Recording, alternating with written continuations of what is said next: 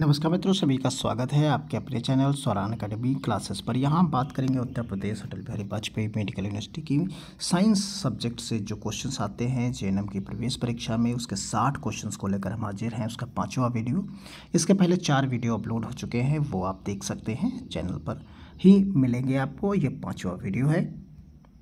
देखिए, पहला क्वेश्चन आपको मिलेगा, दिल्ली परिवहन की बसों में प्रयुक्त सीएनजी का मुख्य घटक क्या है? तो मुख्य घटक सीएनजी का जो है वो आपका मीथेन है। अगला क्वेश्चन है, यहाँ पर हम देखते हैं, सूर्य से जो प्रकाश ऊर्जा विकसित होती है उस ऊर्जा का स्रोत है। तो क्या है यहाँ पर उसका ऊर्जा का जो स्रोत है वो क्या है? तो आप सभी लोग जानते हैं, हाइड्रोजन नाभिकीय नाभिकों का संलयन होता है। तो ये हाइड्रोजन का जो है यहाँ पर सूर्य में जो प्रकाश ऊर्जा विकसित होती है उसका मुख्य स्रोत सी ऑप्शन इसका रहेगा, हाइड्रोजन नाभिकों का संलयन। अगला क्वेश्चन है, निम्नांकित में से ऊष्मा शैली अभिक्रिया कौन सी है? तो ऊष्मा जो है अभिक्रिया कौन सी है? तो ये डी ऑप्शन इसका सही है कि किलो कैलोरी के रूप में। यहाँ निम्न में कौन संतुलित प्रतिक्रिया है?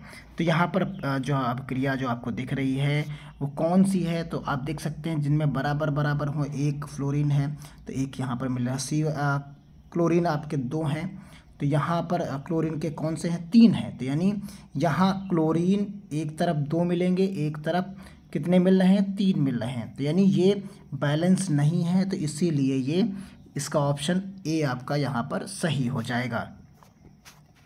निम्नलिखित में कौन अम्ल है? तो कौन सा अम्ल है? HCl। इसमें नॉर्मली आप समझ जाएंगे, तो ये HCl है यहाँ पर।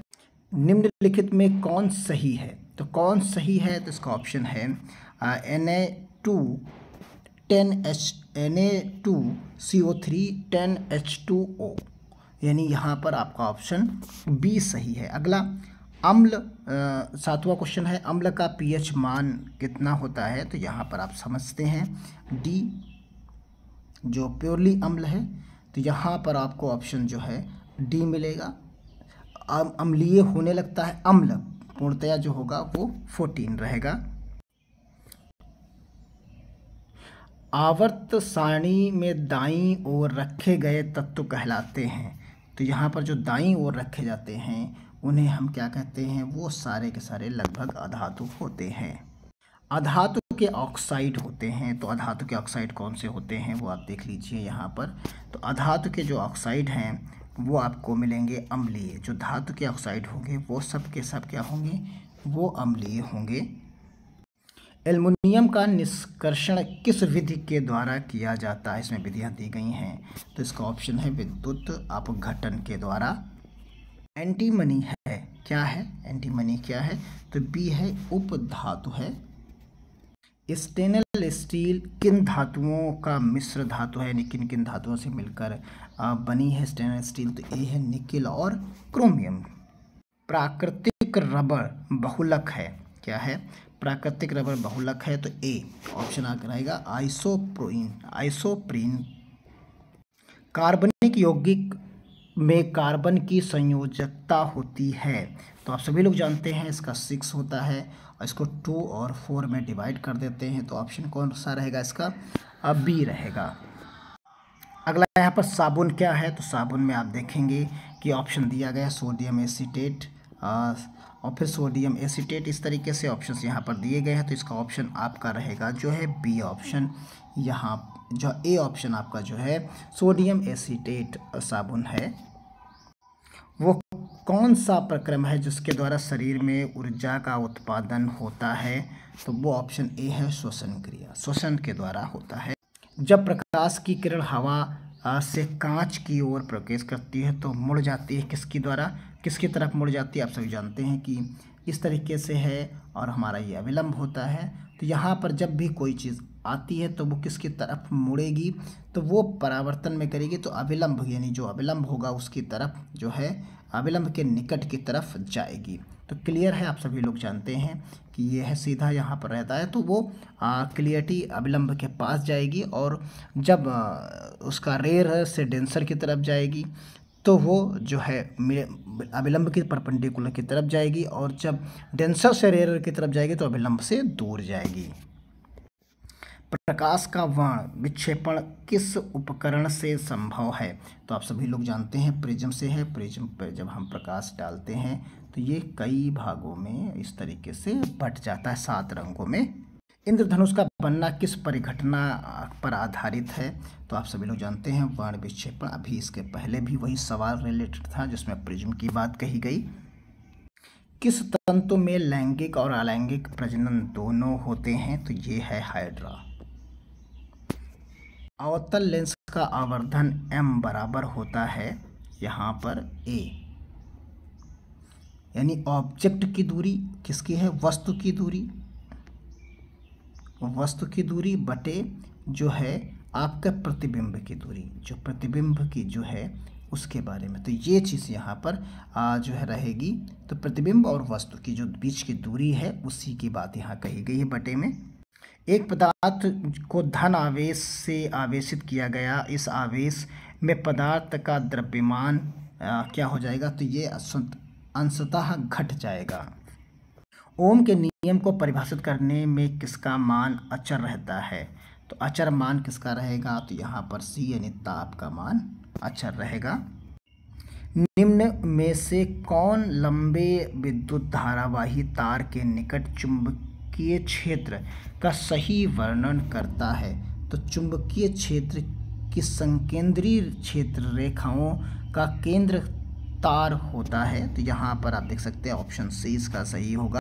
डायनमो में कैसी धारा प्राप्त होती है? डायनमो से जो धारा आपको प्रवाह होती है तो ये प्रत्यावर्ती और दिष्ट यानी दोनों। तो इस हिसाब से ऑप्शन कौन सा सही हो जाएगा? दोनों जो है उपरोक्त दोनों यानी ऑप्शन सी।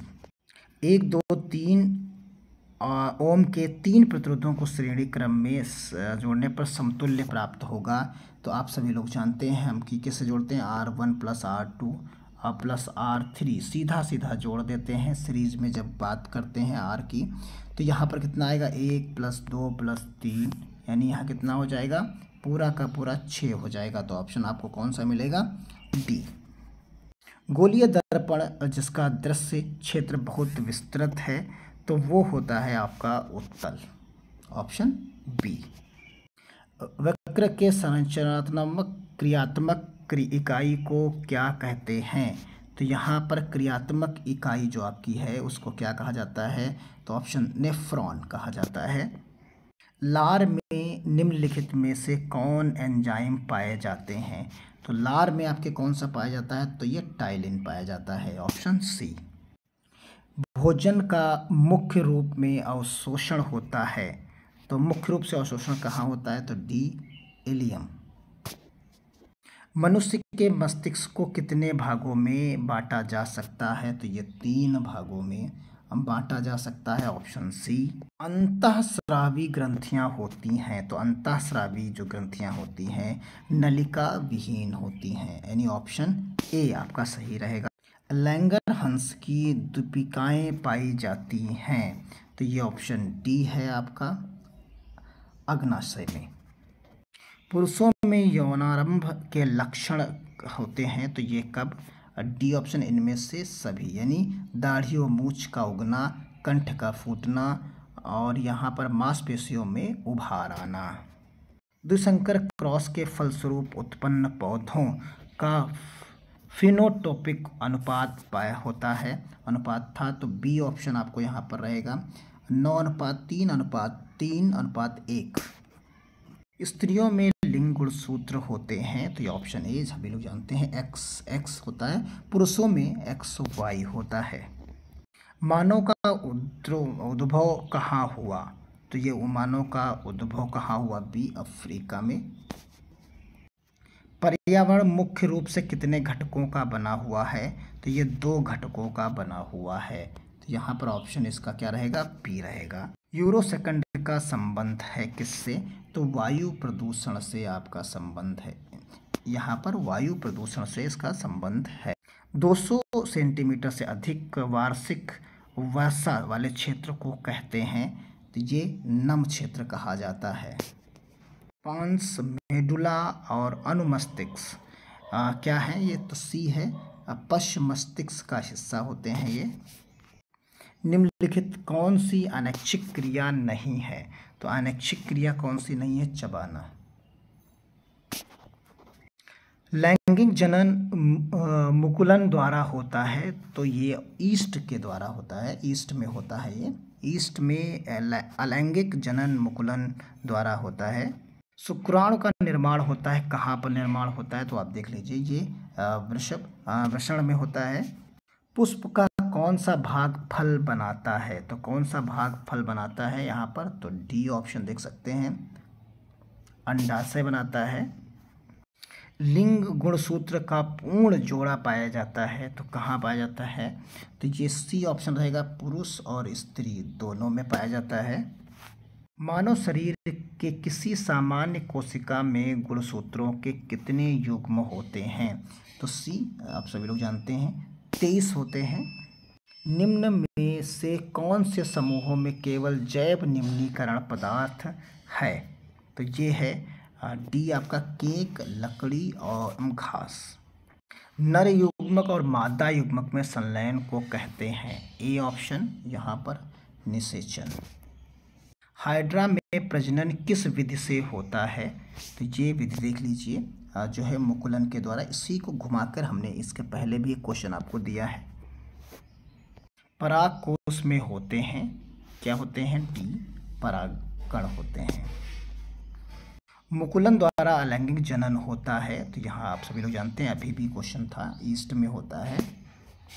द्विखंडन होता है किसमें? तो ये इनमें से सभी में होता है, वो चाहे अमीबा हो, पैरामीशियम हो, लेशमानिया हो, सभी में ये होता है, इसलिए ऑप्शन डी इसका सही है। फूल में नर जनन अंग होता है, कहाँ होता है? पुंकेसर और पुंकेसर में होता है। अंडाणु निषेचित होता है किसमें? तो यहाँ अंडाणु जो निषेचित होता है वो फैलोपियन नलिका में होता है, तो ऑप्शन इसका रहेगा आपका सी। शुक्राणु बनता है, तो यहाँ पर वृषण में बनता है, आप सभी लोग जानते हैं। इसके पहले भी क्वेश्चन ये रिपीट हो गया है हमारी इस PDF में। आप पुष्पी पौधे में अलैंगिक जनन किसके द्वारा होता है यहाँ पर? तो यहाँ पर देख सकते हैं सी, फूलों के द्वारा। निम्नांकित में कौन एकांकलिंग पादप का उदाहरण होता है? एक लिंगी, यहाँ पर जो है निम्नलिखित में से कौन एक लिंगी पादप का जो है यहाँ पर उदाहरण होता है? तो ये सी है, पपीता, एक लिंगी पादप है ये। निम्न में से कौन मानव में मादा जनन तंत्र का भाग नहीं है? तो किसका भाग नहीं है? मानव में मादा जनन तंत्र का, तो कौन सा नहीं है? शुक्र वाहिका। लास्ट क्वेश्चन, निम्न में कौन उभयलिंगी जंतु है? तो कौन सा उभयलिंगी जंतु है? तो एक केचुआ। तो मिलते हैं अगले वीडियो में, वीडियो नंबर 6 में, अगले 60 सवालों के साथ। तब तक के लिए धन्यवाद। जय हिंद, जय भारत।